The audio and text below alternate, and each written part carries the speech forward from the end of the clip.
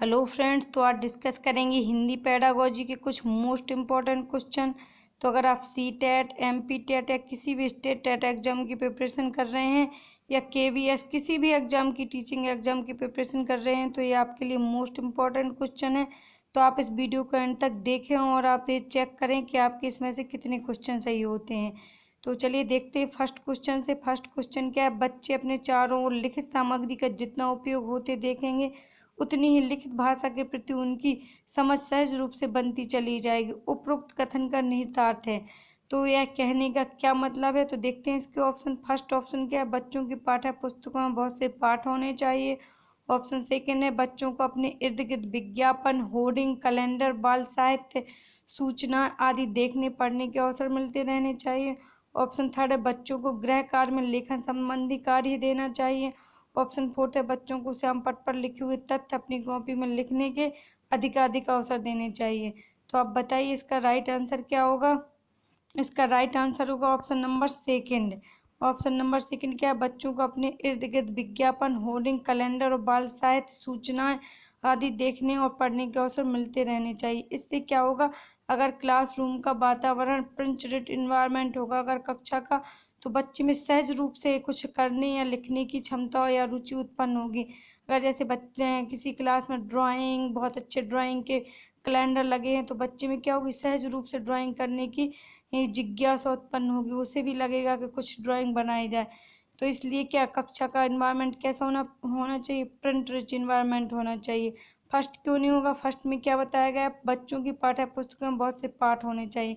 बहुत से पाठ होने का कोई मतलब नहीं है मैं बच्चों को रटवाना थोड़ी है पाठ के भैया इतने पाठ दे दिए एक बुक में। तो इसका फर्स्ट ऑप्शन सही नहीं होगा। थर्ड में क्या है, बच्चों को गृह कार्य में लेखन संबंधी कार्य देना चाहिए। ये भी गलत है कि बच्चे को ओनली लिखवाना है। बच्चे को एक्टिविटी, लर्निंग बाय डूइंग, करके सिखाना चाहिए जिससे बच्चा स्वयं करके चीज़ों को सीख सके। तो इसका थर्ड भी सही नहीं होगा। फोर्थ क्या होगा, बच्चों को श्याम पट्ट पर लिखे हुए तथ्य अपनी कॉपी में लिखने के अधिकाधिक अवसर देने चाहिए। तो बच्चा ओनली टीचर ने कुछ बोर्ड पे लिख दिया और बच्चा उसी को छाप रहा है तो बच्चे की खुद की क्रिएटिविटी कुछ होगी नहीं, उसमें कुछ रचनात्मकता उत्पन्न नहीं होगी उसके विचारों में। बस वो टीचर की लिखी हुई बात को बस छापता रहेगा एक मशीन की तरह। तो इसका राइट आंसर क्या होगा, ऑप्शन नंबर सेकंड, और ये तीनों नहीं होंगे। नेक्स्ट क्वेश्चन देखते हैं। नेक्स्ट क्वेश्चन क्या है, भाषा अर्जन के बारे में कौन सा कथन सही है। तो इसके ऑप्शन है, ऑप्शन फर्स्ट है यह सहज होता है, ऑप्शन सेकंड है यह परिवार में ही होता है, ऑप्शन थर्ड है यह कठिन होता है, ऑप्शन फोर्थ है यह विद्यालय में ही होता है। तो इसका राइट आंसर क्या होगा, इसका राइट आंसर होगा ऑप्शन नंबर फर्स्ट। भाषा अर्जन क्या होता है, सहज होता है। आपने देखा होगा बच्चे भाषा अपने आप सीख जाते हैं, उन्हें रटाई नहीं जाती है कि बेटा पहले तुम व्याकरण पढ़ो फिर ये पढ़ो फिर जाके बच्चे को हिंदी बोलना आता होगा। तो बच्चा सहज रूप से जिस भी लैंग्वेज के इन्वायरमेंट में रहता है उसको सहज रूप से वो भाषा आ जाती है। अगर बच्चा अंग्रेजी भाषा के इन्वायरमेंट में रहेगा तो उसको अंग्रेजी आ जाएगी। अगर हिंदी के इन्वायरमेंट में रहेगा हिंदी भाषा की तो उसको हिंदी भाषा। तो भाषा सहज रूप से आती है, परिवार में ही होता है, ऐसा कुछ नहीं है कि ओनली बच्चा परिवार में ही सीखता है, परिवार से बाहर जाता है तो उसको भाषा बिल्कुल सीखते ही नहीं है। बच्चे को जहाँ भी इन्वायरमेंट मिलता है वो हर जगह से कुछ ना कुछ सीखता रहता है। थर्ड ऑप्शन क्या है, कठिन होता है, यानी कि भाषा अर्जन कठिन होता है, ऐसा भी कुछ नहीं है। छोटा बच्चा 1.5-2 साल से ही बोलना स्टार्ट कर देता है। वैसे बच्चा 12 महीने या 13 महीने से ही कुछ कुछ शब्द बोलना स्टार्ट कर देता है छोटे छोटे। तो यह कठिन होता है ऐसा नहीं है, क्योंकि अगर अच्छा एनवायरनमेंट मिले तो बच्चा कोई भी भाषा सीख सकता है। फोर्थ ऑप्शन क्या है, यह विद्यालय में ही होता है। तो ऐसा भी नहीं है कि ओनली भाषा विद्यालय में सीखता है। विद्यालय जाने के पहले बच्चे को कोई भाषा आती नहीं है। बच्चे के पास विद्यालय जाने के पहले भी अपनी कोई ना कोई मातृभाषा, मदर लैंग्वेज रहती है। तो इसका राइट आंसर क्या होगा, option number first. I hope आपको इतना समझ में आया होगा। नेक्स्ट क्वेश्चन देखते हैं। नेक्स्ट क्वेश्चन है, निम्नलिखित में से किस स्थिति में आप कहेंगे कि पठन हो रहा है। तो इसके ऑप्शन है, ऑप्शन फर्स्ट है अनुमान के साथ भाव ग्रहण करना, ऑप्शन सेकंड है उचित गति एवं प्रवाह से पढ़ना, ऑप्शन थर्ड है प्रत्येक शब्द का सही उच्चारण करना, ऑप्शन फोर्थ है ध्वनि का उतार चढ़ाव। तो इसका राइट आंसर क्या होगा, इसका राइट आंसर होगा ऑप्शन नंबर फर्स्ट है अनुमान के साथ भाव ग्रहण। अगर बच्चा ओनली रटे ही जा रहा है उच्च गति में, जैसे आपने देखा होगा कुछ स्कूलों में टीचर पढ़वाता है, वो भी ज़रूरी होता है, जैसे कि शास्त्र वाचन होता है। अगर आपने डीएलएड या बीएड किया होगा तो आपको पता होगा शास्त्र वाचन। तो शास्त्र वाचन में क्या होता है, बच्चे से टीचर ओनली पढ़वाता है, बस लय गति के साथ उच्च उच्च उच्चारण में बच्चे को पढ़ना होता है, यानी कि तेज बोल बोल कर लय और गति के साथ पढ़वाता है। तो इससे क्या होगा, पठन नहीं होगा, वो ओनली क्या कर रहा है, वो रीडिंग कर रहा है, पढ़ नहीं रहा है, कुछ समझ नहीं आ रहा है उसके में। अनुमान के साथ भाव ग्रहण में क्या होगा, अगर बच्चे को कुछ पढ़ रहा है और वो उसका भाव ग्रहण कर रहा है, किसी भी सब्जेक्ट को पढ़ रहा है, उसको वो समझ के उसको ग्रहण कर रहा है और साथ ही अनुमान लगा रहा है, अच्छा ऐसा नहीं ऐसा हुआ होगा। जैसे कोई बच्चा इंडस वैली सिविलाइजेशन के बारे में पढ़ रहा है, तो उसने वो पढ़ रहा है कि बहुत रिच सभ्यता थी, बहुत विकसित सभ्यता थी इंडस वैली सिविलाइजेशन, लेकिन ये नष्ट कैसे हो गई। तो कुछ लोग बताते हैं कि बाढ़ से, कुछ वो लोग बोलते हैं सूखा से। तो इसका कोई प्रमाण नहीं है, कुछ ऑथेंटिक प्रमाण नहीं है कि इंडस वैली सिविलाइजेशन का अंत कैसे हुआ। तो वो अनुमान लगाता है, अच्छा बाढ़ आई होगी, अच्छा सूखा पड़ गया होगा, तो अनुमान के साथ भाव ग्रहण कर रहा है कि आखिर ऐसा हुआ होगा। तो आई होप मैंने समझा, आपको समझ में आया। और थोड़ा बहुत थर्ड में क्या है, थर्ड क्यों नहीं होगा, प्रत्येक शब्द का सही उच्चारण। ओनली सही उच्चारण कर रहा है बच्चा, लेकिन चीज़ों को नहीं समझ रहा है, तो इससे क्या होगा, पठन नहीं होगा, वो समझ के पढ़ नहीं रहा है। ध्वनि का उतार चढ़ाव, ओनली वो ध्वनि का उतार चढ़ाव भी देख रहा है, लेकिन चीज़ों को समझ नहीं रहा है, तो ये भी नहीं होगा। तो इसका राइट आंसर क्या होगा, option number first. I hope आपको समझ में आया होगा। नेक्स्ट देखते हैं, नेक्स्ट क्वेश्चन। नेक्स्ट क्वेश्चन क्या है, निम्नलिखित में से किस स्थिति में आप कहेंगे कि पठन, सेम क्वेश्चन है। नेक्स्ट क्वेश्चन देखते हैं कौन सा है। उच्च प्राथमिक स्तर पर हिंदी भाषा की पाठ्य पुस्तक में हिंदीतर भाषाओं की रचनाओं को विस्तार देने का मुख्य उद्देश्य है। यानी कि हिंदी भाषा की कोई पाठ्य पुस्तक है, हिंदी भाषा की बुक है, लेकिन उसमें हिंदी के अलावा भी अंग्रेजी या उर्दू, हिंदीतर मतलब अंग्रेजी उर्दू हिंदी से हट के भाषाओं की रचनाओं को स्थान दिया जा रहा है। तो उसका क्या उद्देश्य है। तो इसके ऑप्शन देखते हैं। ऑप्शन फर्स्ट है अन्य भाषाओं के व्याकरण से परिचित कराना। ऑप्शन सेकंड है अन्य भाषाओं को उत्कृष्ट साहित्य से परिचित कराना। ऑप्शन थर्ड है अन्य भाषाओं के रचनाकारों से परिचित कराना। ऑप्शन फोर्थ है अन्य भाषाओं के साथ तुलना करना। तो आप बताइए इसका राइट आंसर क्या होगा। तो इसका राइट आंसर होगा ऑप्शन नंबर सेकंड, अन्य भाषाओं के उत्कृष्ट साहित्य से परिचित कराना। अगर किसी हिंदी भाषा की पाठ्य पुस्तक में हिंदी के अलावा, जैसे कि आप एग्जाम्पल से समझ सकते हैं, हिंदी के अलावा उर्दू या अंग्रेजी या संस्कृत किसी भी भाषा की रचना दी गई है हिंदी की पाठ्य पुस्तक में, तो उसका उद्देश्य क्या होगा, उस भाषा के उत्कृष्ट साहित्य से परिचित कराना है बच्चों को। जो भी इंग्लिश या फिर संस्कृत में बहुत अच्छा उच्च कोटि का साहित्य, जैसे कालिदास की अभिज्ञान शाकुंतलम, तो बच्चे अगर संस्कृत जानेंगे तो वह अभिज्ञान शाकुंतलम और भारवी की मालविका अग्निमित्रम, इस प्रकार की रचनाओं को वो पढ़ सकेंगे जो बहुत अच्छी रचनाएं हैं। तो इसका राइट आंसर क्या होगा, ऑप्शन नंबर सेकेंड। फर्स्ट क्यों नहीं होगा, अन्य भाषाओं के व्याकरण से परिचित। तो पाठ पुस्तक में किसी रचना से कोई बच्चा व्याकरण नहीं सीख लेगा कि एक दो रचनाएं दे दी तो उससे व्याकरण सीख लिया, तो इसका फर्स्ट सही नहीं होगा। थर्ड में क्या है, अन्य भाषाओं के रचनाकारों से परिचित। रचनाकारों को जान के बच्चा क्या करेगा, रचनाएं आती नहीं है, रचनाकारों के नाम जान के उसको क्या करना है, अन्य भाषाओं के साथ तुलना करना। तो ये भी राइट नहीं होगा। तो इसका राइट आंसर क्या होगा, option number second. Next question देखते हैं। नेक्स्ट क्वेश्चन है बच्चों की सशक्त लेखन क्षमता का परिचायक है। तो बच्चों की सशक्त मतलब कि बच्चा बहुत अच्छा लिखता है, इसका क्या परिचायक है। तो इसके ऑप्शन देखते हैं। ऑप्शन फर्स्ट है सुंदर लिखावट, यानी कि अगर वो सुंदर लिखता है तो मतलब उसका लेखन क्षमता बहुत अच्छी है। ऑप्शन सेकंड है अलंकारिक भाषा, यानी कि वो अपनी लेखन क्षमता में अगर अलंकारिक भाषा का प्रयोग कर रहा है तो उसकी लेखन क्षमता को अच्छा माना जाएगा। ऑप्शन थर्ड है सशक्त वाक्य विन्यास, यानी कि उसने जो भी लिखा है उसमें सेंटेंस बहुत अच्छे से यूज किया है, कर्ता कहाँ लगाना है, क्रिया लगाना, वाक्य विन्यास बहुत अच्छा है, तो उसकी लेखन क्षमता भी अच्छी है। फोर्थ ऑप्शन क्या है कि मौलिक विचार। तो इसका राइट आंसर क्या होगा, बताइए कि लेखन क्षमता का बच्चे की परिचायक क्या है इनमें से चारों ऑप्शन में से। तो इसका राइट आंसर होगा ऑप्शन नंबर फोर्थ है मौलिक विचार। अगर बच्चा कोई किसी भी टॉपिक के ऊपर लिख रहा है, उसके विचारों में मौलिकता है, उसके विचारों में दम है, तो क्या उसकी सशक्त लेखन क्षमता का परिचायक है। तो माना जाएगा कि बच्चे की लेखन क्षमता बहुत अच्छी है। जैसे कि आपको एक एग्जाम्पल्स के माध्यम से समझाने का प्रयास करते हैं। जैसे न्यू अभी करंट का लेते हैं एग्जाम्पल, जैसे कोविड-19 चल रहा है, तो किसी बच्चे को दे दिया जाए कि आपको कोविड-19 पर लिखना है, तो उसकी लिखावट बहुत अच्छी है, लेकिन उसको कोविड-19 के बारे में कुछ नहीं पता। उसने अलंकारिक भाषा का प्रयोग बहुत अच्छा किया है, लेकिन उसने जो सही चीज़ है कोविड-19 के बारे में जो सही लिखना चाहिए था, तो वो उसको पता ही नहीं है। तो क्या होगा? तो इसका कोई मतलब नहीं है कि सुंदर लिखावट होनी चाहिए, अलंकारिक भाषा या वाक्य विन्यास सब अच्छा है, लेकिन उसने जो टॉपिक लिखा है उसके बारे में उसे सही जानकारी नहीं है।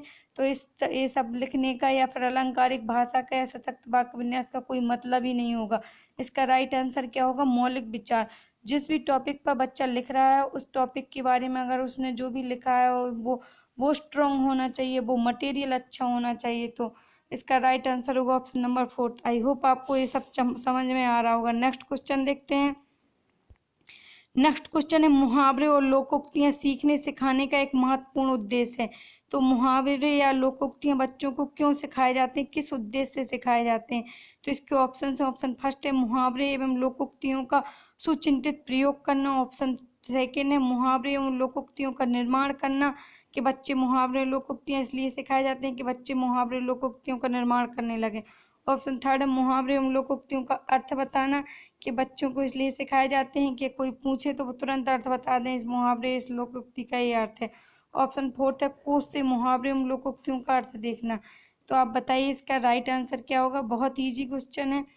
तो इसका राइट आंसर होगा ऑप्शन नंबर फर्स्ट है, मुहावरे एवं लोकोक्तियों का सुचिंतित प्रयोग करना। इसलिए सिखाए जाते हैं कि बच्चा अगर किसी टॉपिक पे लिख रहा है या फिर कहीं भी अपनी बात रख रहा है, तो जहाँ ज़रूरत हो वहाँ उसका अच्छे से प्रयोग कर सके मुहावरे और लोकोक्तियों का। तो इसका राइट आंसर क्या होगा? Option number first. Next question देखते हैं। नेक्स्ट क्वेश्चन है, निम्नलिखित में से किस प्रकार के प्रश्न बच्चों की भाषागत रचनात्मकता का आकलन करने में सर्वाधिक रूप से उपयुक्त होंगे? तो अगर किसी बच्चे की टीचर को किसी भी टीचर को अगर किसी बच्चे की भाषागत क्षमता का आकलन करना है कि उसमें कितनी रचनात्मकता कितनी क्रिएटिविटी उस लैंग्वेज में, तो उसका सर्वाधिक उपयुक्त तरीका कौन सा होगा? तो इसके ऑप्शन है, ऑप्शन फर्स्ट है मुक्त अंत वाले प्रश्न, ऑप्शन सेकंड है बहुविकल्पीय प्रश्न, ऑप्शन थर्ड है एक शब्द में उत्तर देने वाले प्रश्न, ऑप्शन फोर्थ है सही कथन पर निशान लगाओ वाले प्रश्न। तो आप बताइए इसका राइट आंसर क्या होगा? इसका राइट आंसर होगा ऑप्शन नंबर फर्स्ट है मुक्त अंत वाले प्रश्न। मुक्त अंत वाले प्रश्न क्या होते हैं? ओपन एंडेड प्रश्न। ओपन एंडेड प्रश्न का मतलब होता है कि बच्चे को स्वतंत्र है बच्चा कि आप अपने विचारों को कितने भी बड़े पैराग्राफ में या कितने भी पेजों में लिखने के लिए आप स्वतंत्र हो। आपके पास कोई बाउंडेशन नहीं है कि आपको 100 शब्दों में लिखना है या 200 शब्दों में लिखना है। आप जिस भी टॉपिक जो भी टॉपिक आपको दिया गया है किसी बच्चे को, तो उसको उस पर लिखने के लिए वो स्वतंत्र है। तो अगर बच्चे को किसी भी टॉपिक पर लिखने के लिए वो स्वतंत्र है, तो वो अच्छे से अपने विचारों को रख पाएगा और फिर टीचर भी अच्छे से समझ पाएगा कि बच्चे की आखिर भाषागत रचनात्मकता किस प्रकार की है।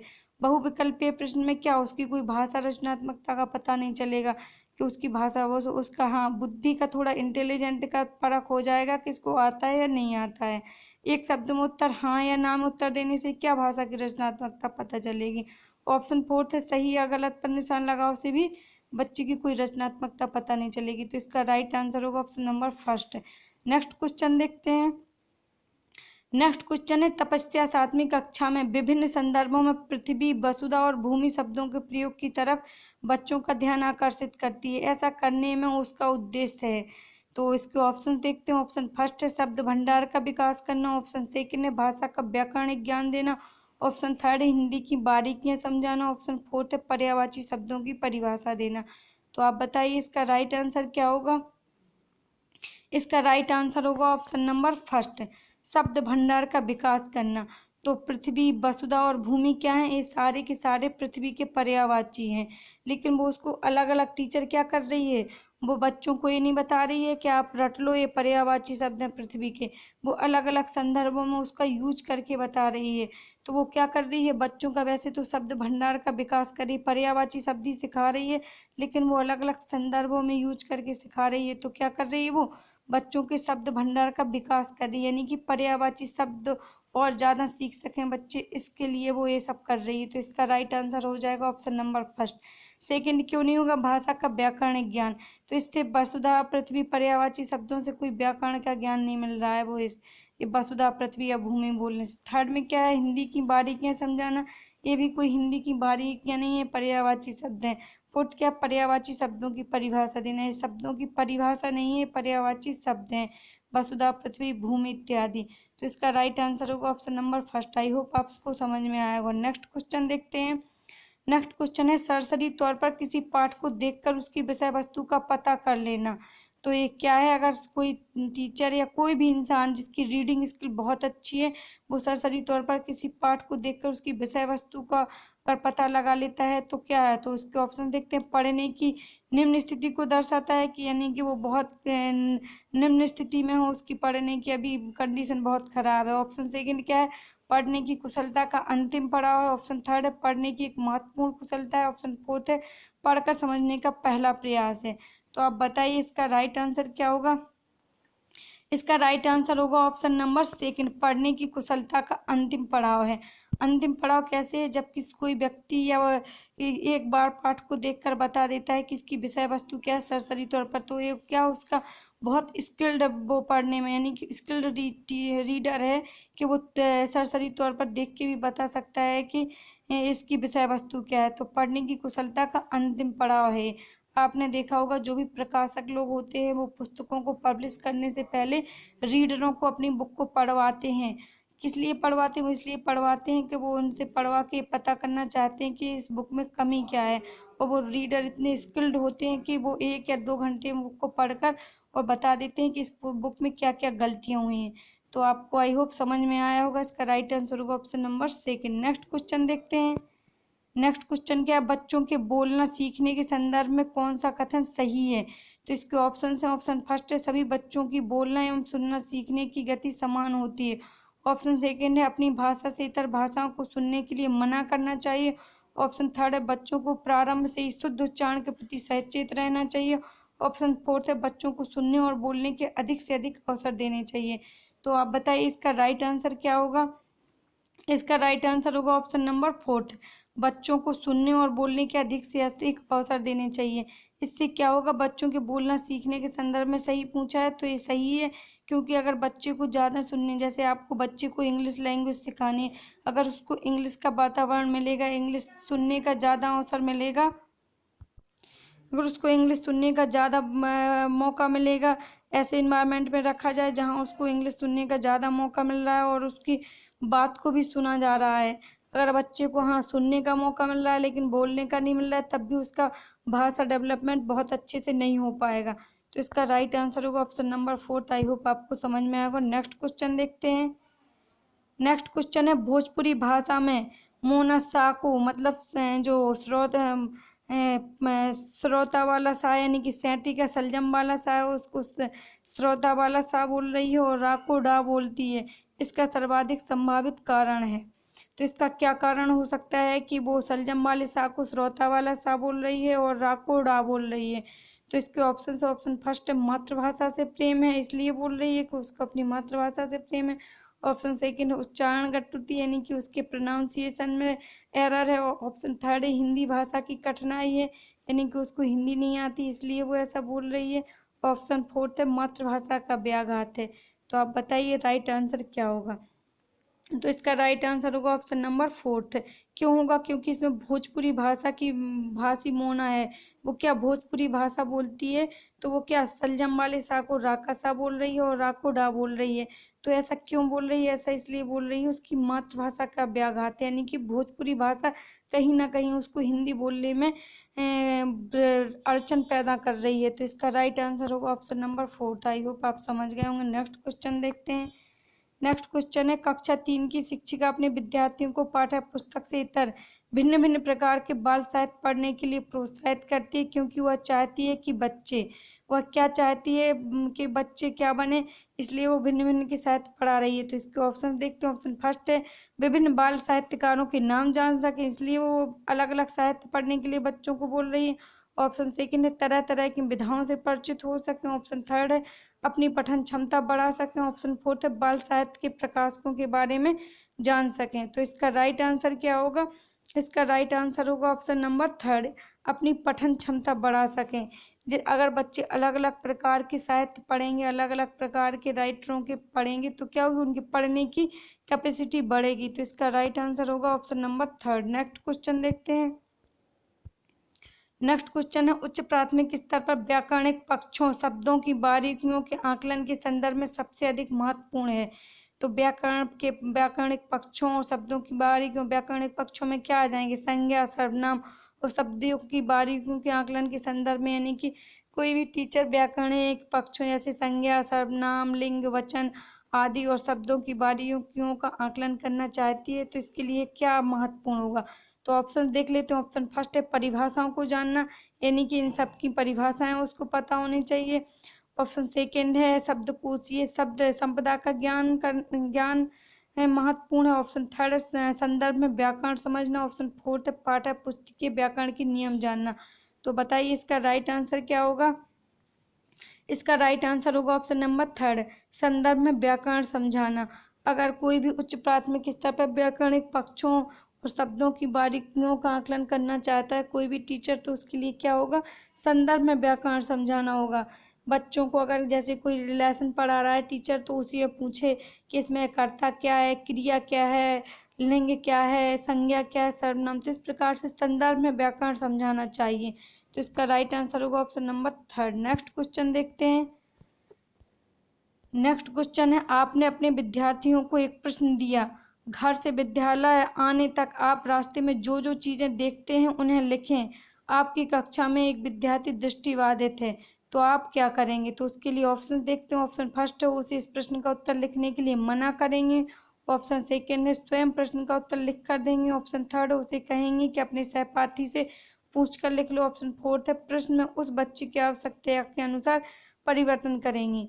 तो अगर आप टीचर हैं, आपके लिए सिचुएशन दी है इस क्वेश्चन में कि अगर आप टीचर हैं और आप बच्चों को ये प्रश्न देती हैं कि आपने अपने घर से विद्यालय तक के रास्ते में जो जो चीज़ें देखी हैं आप उन सबको लिखो, और लेकिन आपकी कक्षा में एक स्टूडेंट ऐसा है जो देखने में यानी कि दृष्टिबाधित है, यानी कि उसको देखने में प्रॉब्लम है, तो उसके लिए क्या करेंगे, क्योंकि वो तो रास्ते इस विद्यालय से स्कूल तक के रास्ते में जो जो चीज़ें वो देख नहीं सकता, तो उसके लिए आप क्या करेंगे। तो इसका राइट आंसर होगा ऑप्शन नंबर थर्ड, यानी कि उससे कहेंगे कि अपने सहपाठी से पूछ कर लिखो, कि अपने मित्र से या फिर जो भी उसका क्लासमेट है उससे पूछ कर लिखो कि उसने क्या क्या देखा है, उसने जो जो देखा है वही क्या वो दृष्टिबाधित छात्र लिखेगा। तो इसका राइट आंसर होगा option number third. I hope आप समझ रहे होंगे। नेक्स्ट क्वेश्चन देखते हैं। नेक्स्ट क्वेश्चन है उच्च प्राथमिक स्तर पर बच्चों की भाषाई क्षमता का आकलन करने के लिए सर्वाधिक उपयोगी है। तो इसके ऑप्शन है। ऑप्शन फर्स्ट है पाठांत प्रश्नों के उत्तर लिखवाना, यानी कि पाठ के अंत में लेसन खत्म होगा फिर उसके उत्तर लिखवाना प्रश्नों के। ऑप्शन सेकेंड है पाठ के व्याकरण की जांच परख करवाना, कि इस पाठ में जो भी व्याकरण आया है वो सही है या नहीं है, और मतलब कहाँ किस उसका यूज हुआ है, जैसे कि संज्ञा का यूज कहाँ हुआ है, सर्वनाम का यूज किया है, ये करवाना बच्चों से। ऑप्शन थर्ड है पाठ की विषय वस्तु को लिखवाना, कि पाठ की विषय वस्तु लिखो कि किस टॉपिक पे पाठ था और उसमें क्या बताया गया था। ऑप्शन फोर्थ है पाठ में आई कहानी को आगे बढ़वाना। तो बताइए इसका राइट आंसर क्या होगा। तो उच्च प्राथमिक स्तर के बच्चों के लिए बात हो रही है, अगर छोटे बच्चों के लिए होती तो इसका ऑप्शन कुछ अलग होता, लेकिन इसका राइट आंसर क्या होगा, ऑप्शन नंबर थर्ड होगा। क्यों होगा, क्योंकि ये तो एक तो उच्च प्राथमिक स्तर के बच्चे हैं, तो उनके लिए क्या होगा कि बच्चों के भाषाई आकलन का, भाषाई क्षमता का आकलन करने में क्या होगा, पाठ की विषय वस्तु को लिखवाना, कि जो भी टॉपिक आपने पढ़ा है तो उसकी विषय वस्तु को आप अपनी भाषा में लिखें। तो इससे क्या होगा, इससे पता चलेगा टीचर को कि बच्चे की भाषा पे कितनी अच्छी पकड़ है। तो आई होप आप समझ गए होंगे। इसका राइट आंसर होगा option number third. Next question देखते हैं। तो ये कुछ इम्पोर्टेंट 15 क्वेश्चन थे। अगर आपको ये वीडियो पसंद आया हो तो वीडियो को लाइक और शेयर करें और चैनल को सब्सक्राइब भी कर सकते हैं। Thank you.